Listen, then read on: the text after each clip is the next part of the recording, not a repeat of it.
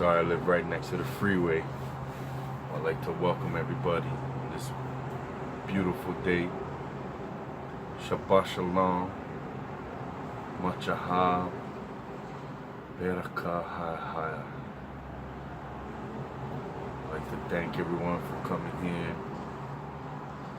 I haven't been making a lot of videos lately, but we'll start making more, and we'll start putting things together and start looking for a way out, meaning ways to build yourself, alternatives, many different things.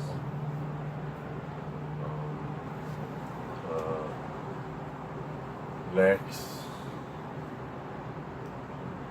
I don't know if you see this, but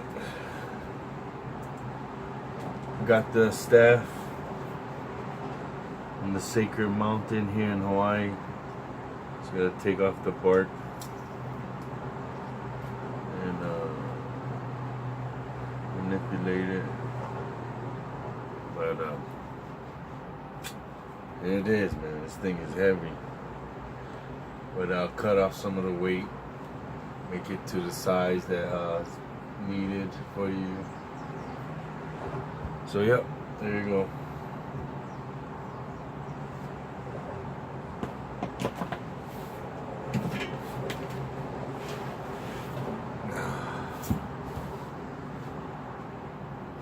So let's get into this video.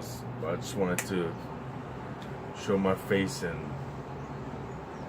tell everybody out there that I pray everything is going well for you. So let's get into it.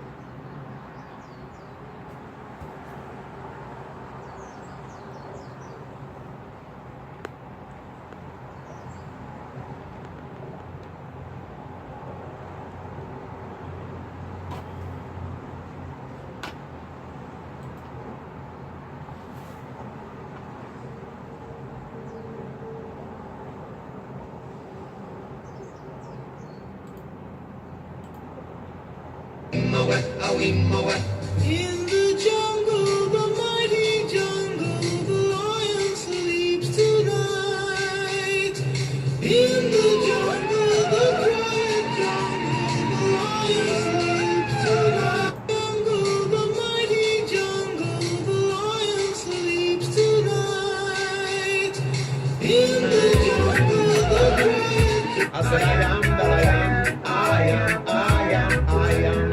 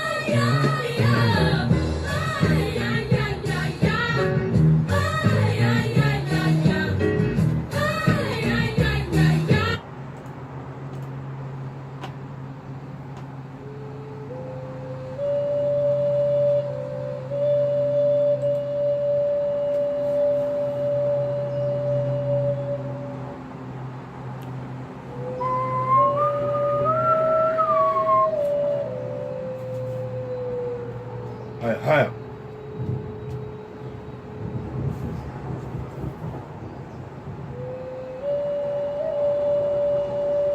Shabbat shalom. Enjoy, family.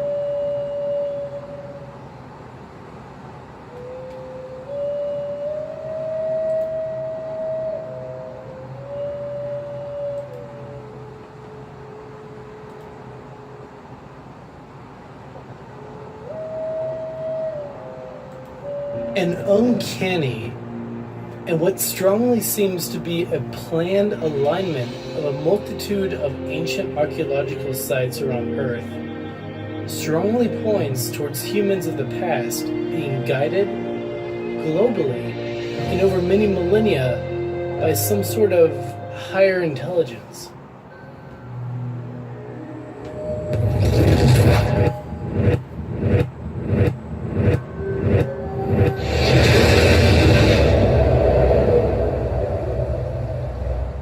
Personally, my mind was absolutely blown once I manually connected all the sites on Google Earth for myself, which is exactly what I'm about to do for you.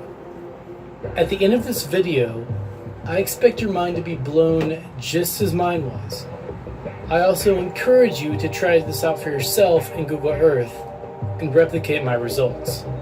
Before we begin, please forgive me for butchering some of these names. Nearly all of these sites are considered what is known as a UNESCO World Heritage Site. Sites that are of extreme special cultural or physical significance to the world. I'm going to be drawing a line from each place to the next one. At the end, you'll understand why. We're going to start off with Easter Island, which is home to the mysterious Easter Island, which is known to be the navel of the world. So, when you talk about the navel of the world, and you have to realize that from South America to Rapa Nui, Easter Island, this is considered the navel of the world. Okay? When they say Jerusalem is in the navel of the world, they mean Cusco. That's why Polynesians migrated to Cusco, migrated back, had kingdoms in South America. That's why the Polynesian Afro looks just like the Afro-American. Alright? Moai statues, which were created around 800 years ago for reasons that still remain. Now, if you look at the Moai statue, it's similar to the Gobekli Tepe, and also the garments, the wrappings that we use on the lower half of our body, that around our waist. All these were the same patterns, same designs. Even the Sumerian bag, the bag of life, is the Polynesian kava bag, and the Polynesian kava was a sacred root, which is the root of life mixed with water. It was medicinal on every level. Remain unknown. A total of 887 monolithic stone Moai statues have been counted. Our next stop is going to be the Nazca Lines, which are mysterious giant glyphs carved into the ground in the Nazca Desert of Peru. They were thought to be built around 1600 years ago, but no one knows why they are there, as they can only be seen from the sky. And why would anyone do that when flight hadn't been invented yet? Our next stop is Machu Picchu, which was built around 600 years ago at the height of the Incan Empire, and allegedly as a means to honor a, quote, sacred landscape. Sacred landscape, meaning the America is sacred. It's actually what we would call the old world, a promised land, as they used to say, a land flowing with milk and honey. These descriptive terms were speaking of a land of plenty, where water is rampant everywhere. This is America. Right? The Sumerians used to call it Kagaki, the land of the west, where they gathered tin. They came to America, gathered tin, but what we don't realize is their kingdom was here as well. Their family had kingdoms here. If you haven't heard of it before, it's a city literally built on top of a mountain by hand, with rocks sometimes weighing as much as 40 tons. After Machu Picchu, we're headed towards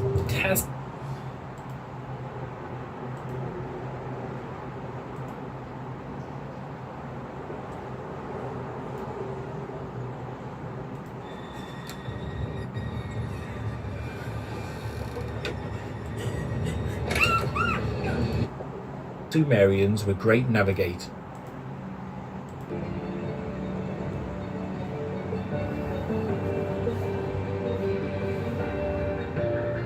Hello everybody, and welcome to Ancient Architects.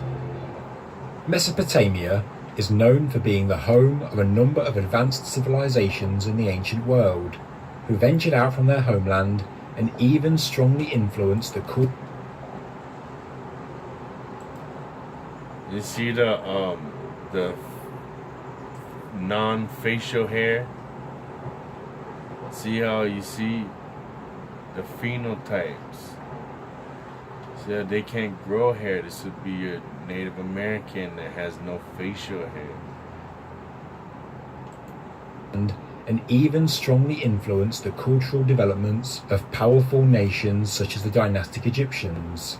But what many people don't know is that there is overwhelming... So they're saying, like I've been saying, that the first dynasty of Egypt was heavily influenced by the Sumerian Egyptians. But what many people don't know is that there is overwhelming evidence for the ancient Sumerians traveling to and settling in South America. The area of note is around Tiwanaku and Lake Titicaca in Bolivia, an area chosen so that the ancient Sumerians could mine tin and other important minerals. Not everybody agrees, of course, but there are a number of finds that cannot be disputed, such as the Fuente Magna bowl that was found in 1958. The bowl is made of earthen brown fired ceramic. It features beautifully engraved anthropomorphic characters, animal motifs characteristic of the local area, but most surprisingly, it includes two types of script: a local language of the ancient Pokhara, the forerunner of the ancient Tiwanaku civilization, but also a Proto-Sumerian ancient writing. You heard that? A Proto-Sumerian. So, if the Sumerians were the first civilization after the flood, wouldn't a Proto-Sumerian script be a pre-flood script? A Semitic? Because the Sumerians are named after their ancestor, Shem. So, pre-Semitic would be pre-flood writings, right? I don't know. Some refer to the find as the Rosetta Stone of the Americas, but it raises the serious question about whether or not there was a connection between the Sumerians and the ancient inhabitants of the Andes, obviously located thousands of miles away. The Fuente Magna... Now we see the similarities in the phenotypes, in the customs. We always thinking that's like the Afro-American, the Indian-American, African-American, who's called African-American. That's like him saying, no, fuck that. The Polynesians ain't shit. They're not related to us. They have no connection to us. Yet they look the same. They had the same behavior, dress, culture, canoes, building styles, principles, phenotypes. But no. They're 2,000 miles that way. They have no connection to us. Yet there's 2 land bridges that connect to America when the continent in the Pacific wasn't underwater. Bowl was in storage at the Museum of Precious Metals in La Paz for approximately 40 years, until 2 Bolivian researchers sought to investigate the origins of the mysterious relic. Detailed photographs of the bowl were taken and sent to an expert of ancient languages, Dr. Clyde Winters, who believed it was made to make libations to goddess Nia to request fertility. The figure on the bowl appears to be in a goddess pose, with arms and legs spread, which supports Dr. Winters' translation. The script is believed to date back to 3500 to 3000 BC, although there is a suggestion that the indigenous writing of the Pucara may be from 1500 BC, placing the relic at this later date. One thing is for sure, this object isn't a recent hoax, and whether it dates back to 3000 BC or 1500 BC, it still rewrites the history books. But obviously, the question remains, how is it possible that Proto-Sumerian inscriptions were found on a bowl near Lake Titicaca in South America, 3,800 meters above sea level, thousands of miles away from the Sumerian homeland? Most people who have looked into Tiwanaku and the area around Lake Titicaca can see that the site is of incredible antiquity, with structures such as those at Pumapumku displaying amazing technological sophistication and no obvious evolutionary pattern. It is like the civilization sprung up from nowhere. So, with this in mind, could the Sumerians actually be responsible for spreading their advanced knowledge to South America, amalgamating with and educating the local population, and therefore also being responsible for the ancient structures in this region? Experts say that the Pumapumku structures date back to 536 AD, whilst many speculate they are far older. Archaeologists agree that Tiwanaku was settled as early as 1500 BC, whilst Arthur Poznański estimated that Tiwanaku dated back to 15,000 BC, although many have refuted his archaeoastronomical claim. 15,000 BC. 15,000 BC. They throw out numbers like that because they're just sure. They're sure it's ancient. 15,000. Now predate all of it. That'd be a pre-flood civilization.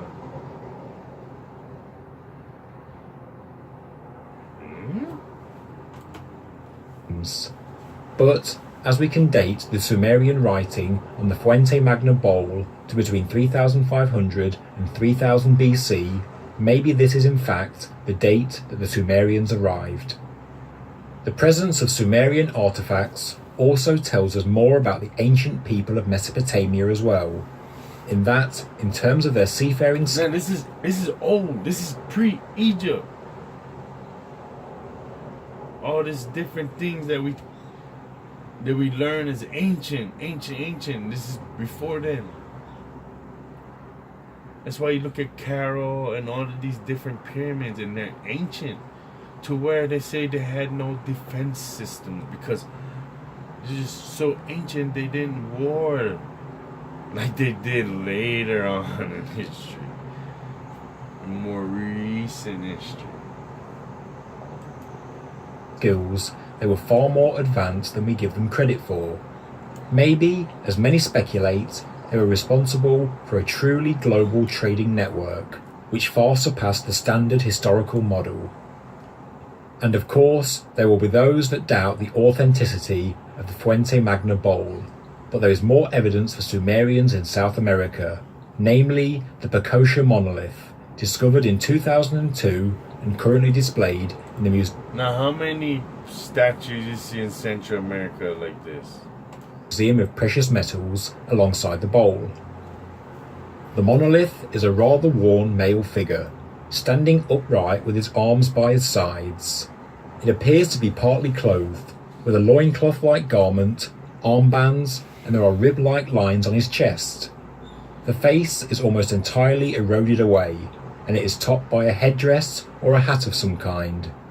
The statue is also broken at the feet and at the neck. Like the bowl, the statue has inscriptions, written in a foreign language, signs. Now look at that water. You see all this petroglyphs, sun. Look at all of this, huh?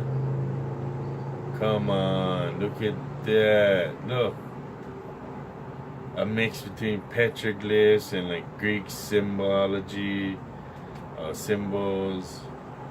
Look, like, come on. That are related to Proto-Sumerian writing. Pecosha is a pre-Inca site located approximately 6 kilometers away from Tiwanaku, and the find supports the discovery of Sumerian language on the Fuente Magna Bowl.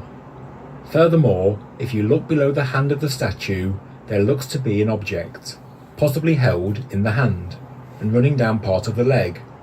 Could this be a crude depiction Of the bag of life, the kava bag from Polynesia? of the famous Sumerian bag or bucket, which, in a previous video, I discussed could be an ancient symbol of life or wisdom? Other Tiwanaku statues are similar. Drinking kava was a practice that you would do with the men, and reason, meaning you would talk, you would communicate about the world and different things, and you would organize, and it was the time of knowledge, exchange of knowledge, the sacred kava drink, which is good medicinal drink, which would keep you up and talking and active. So they would all drink kava and have all the exchanging of all the knowledge amongst the men of the tribe. In appearance to the Pecosha statue, some of which have a very similar headdress and also display protruding ribs. Others are also depicted holding items, which could be deciphered as a box or a bag, but without the handle.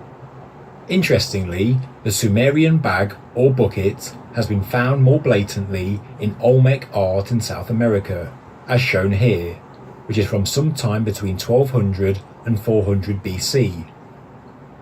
Others have claimed that the artifacts collected by Father Crespi, who died in 1982 but dedicated his life to helping the people of Ecuador, also show evidence of Sumerians in South America.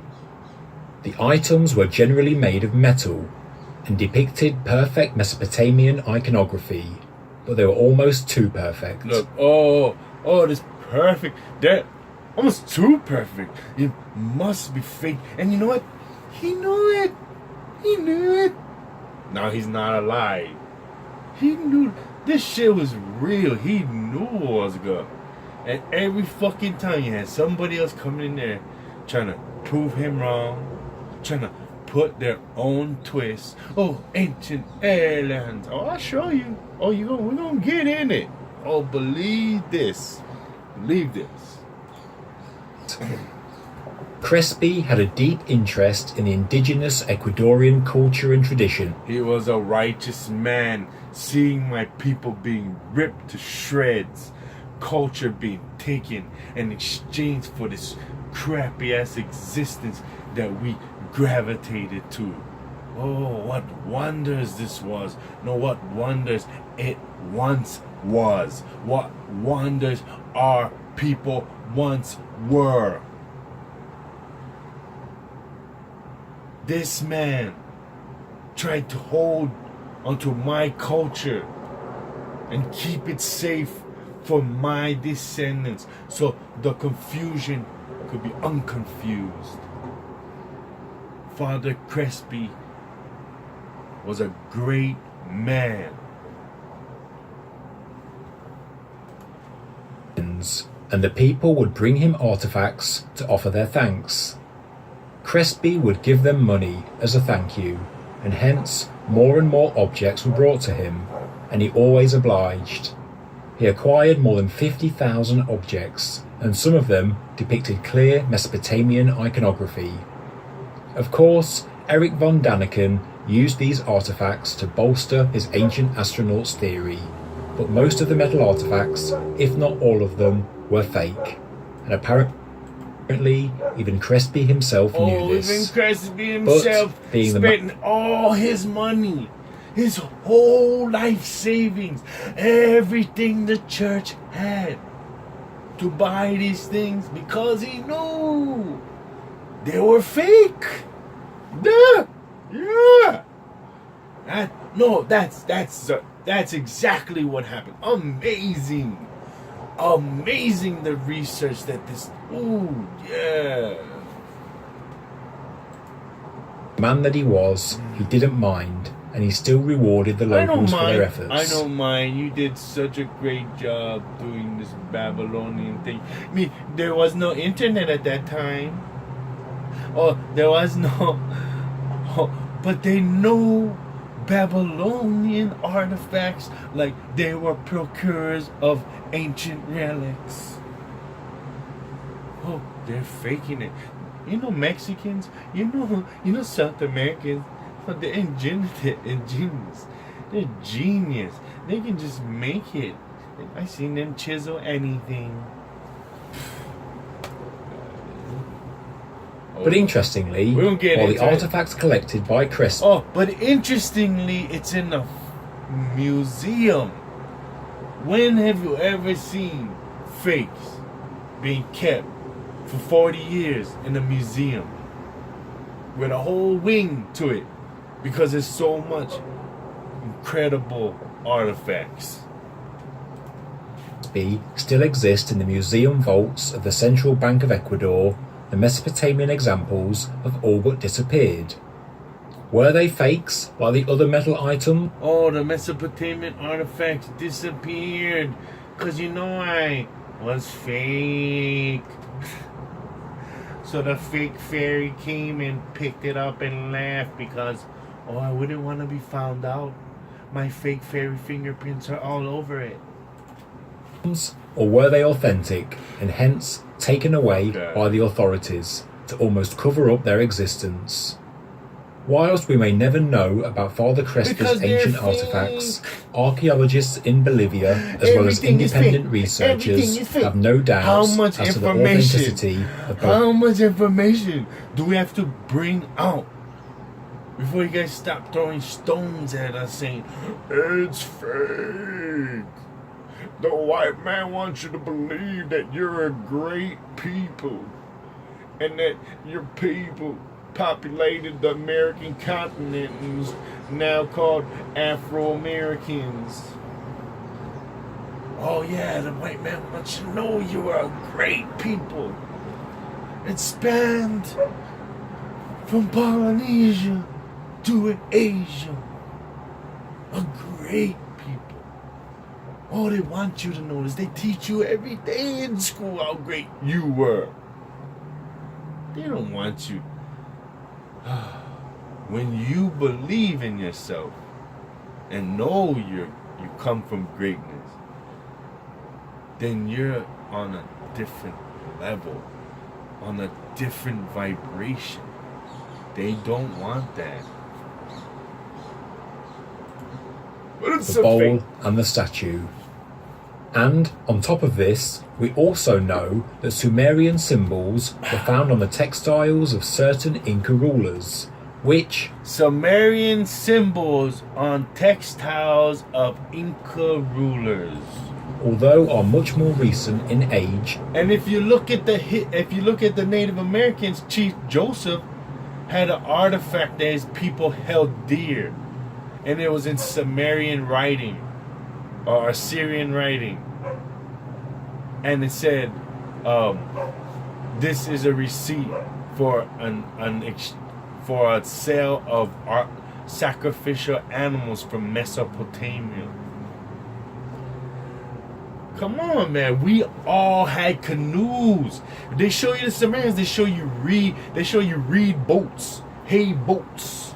They show you Central Americans. Say, oh, they had hay boats. I'm over to the hey in the middle of the month. No. They had core acacia canoes.